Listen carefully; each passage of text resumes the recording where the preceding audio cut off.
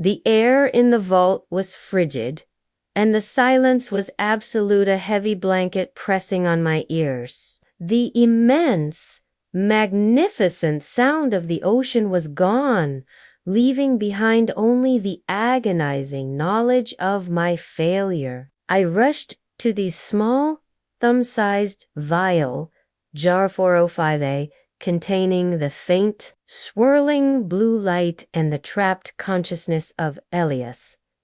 "Elias, are you in there?" I whispered, pressing my ear to the glass. A tiny, scratchy sound, like a fingernail dragging across silk, came from the vial. "Cora, I'm cold.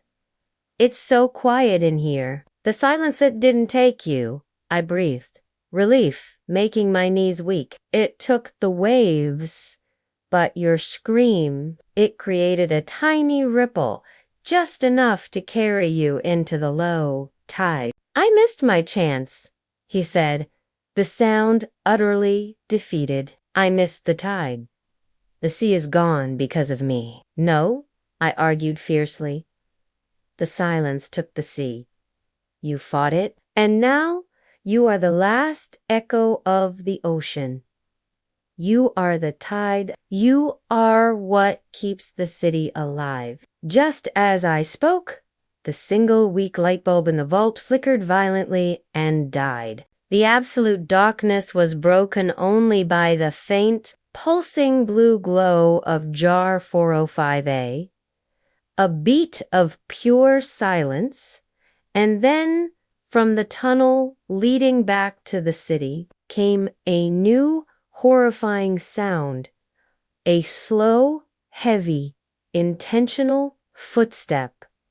Thud, dot, dot, dot, dot, thud, dot, dot, thud, in the silent world. Intentional sounds were the only reality, and this one was filled with menace. Only a few people knew the layout of the resonance archive, and none of them sounded like that. I snatched up jar 405A, cradling the tiny life inside. I fumbled for the weaver's tool I kept hidden beneath a shelf, a small, magnetized rod designed to lift and move the jars. It was a terrible weapon, but it was all I had. "Elias, someone is coming," I whispered urgently into the vial. "The overseer," he rasped. "He told me he would watch the archive. He told me the silence would take him if the power ever dropped this low."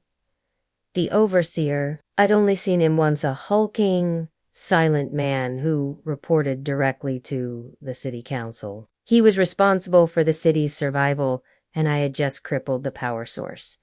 Thud, thud, the sound was closer. I could feel the vibrations in the concrete floor. I scrambled behind a stack of empty jars. The footfalls stopped directly in the center of the vault. I heard a heavy sniff. The overseer, I knew, was blind, relying entirely on the minuscule air currents and the tiny sounds I unintentionally made. A deep, rumbling voice, one I'd never heard speak, cut through the darkness. The low-level hum. I can feel it. It's weak. "Where is the ocean jar, Weaver?" I froze.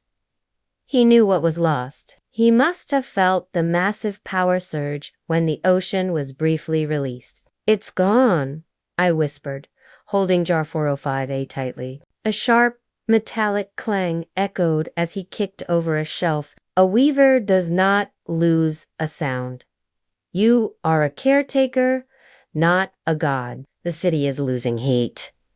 Give me what you siphoned." I realized what he needed. The city didn't just need the sound of the ocean. It needed the continuous energy flow to keep the core generators running. If he could find the tiny vial, he could theoretically sacrifice that remaining energy to power the city just long enough for a small evacuation. Or, perhaps, a terrible final broadcast.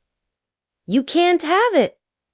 I shouted, scrambling to my feet. My voice was a sharp, loud shock in the oppressive silence. The overseer instantly turned, pinpointed by my sound. He lunged. I threw my body to the side, and the air whooshed where he had been a moment before. I heard his heavy, deliberate breathing close by.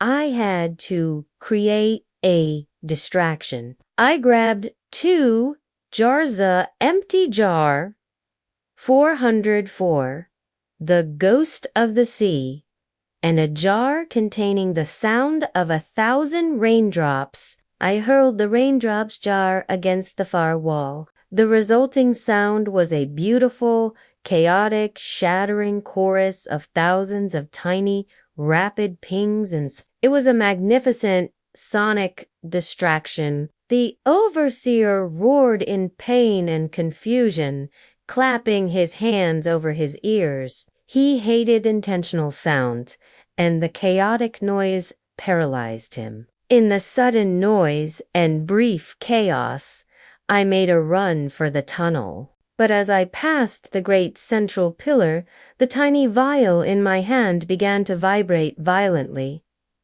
"Wait," Elias rasped. "Look at the other jars. They're draining."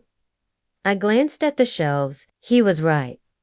The jars were the archive's safety feature. They were designed to absorb ambient noise to keep the vault stable. With the massive loss of the ocean's power, the silence was now sucking the energy out of every other contained sound, accelerating the total collapse. The colors inside the raindrops jar fragments were already fading. The little hums and cheps of other jars were dwindling.